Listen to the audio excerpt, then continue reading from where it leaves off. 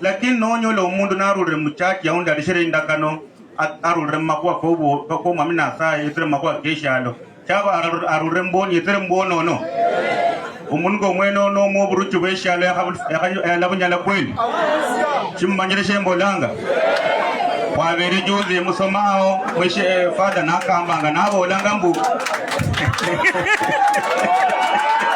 Bwana Yesu asifiwe. Wasalamu alaikum. Wabere juzi musomao father nakamba munjire suronyo nawe olambu mheshimiwa Timo Nyasaye aliyakuwa mugabo kuindagano siasa ino wevu samoza kimakosa si ndio?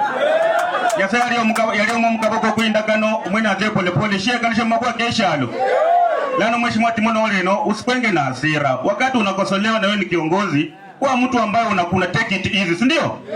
Kwa serikali yoyote lazima kuwe na upinzani si ndio? So wakati unakosolewa unaambiwa kwamba wakati ulipata kura badala ya kufanyia wananchi kazi na kukula nao ulianza kujitafutia kujenga mashamba na kujiongeza mabibi. Hiyo ni makosa. Hiyo ni makosa. Tuambiane ukweli. Na mimi si mtu wa kutishwa atutaniambia hivi na hivi na hivi na hivi hapana ama above that. So mimi watu hapa bora na hapa watu wamebidi. Nilikuwa kwa matanga ya mzee George hapa nikatoa mchango wangu khani nyangiro ndakaitana shinda hapa chama.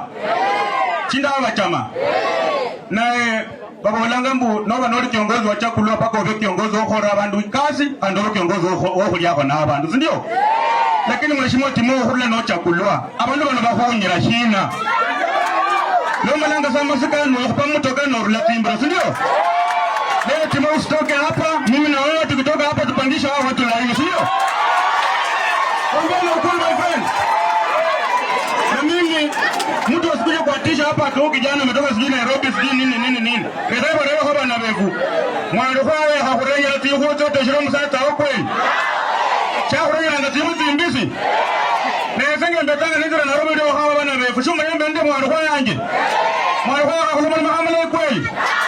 Chumura kama mwana kwawe anje ambola hali mao. Leo mtu mchezo akaura kweli. Watu hapo mmeona itanisaidia.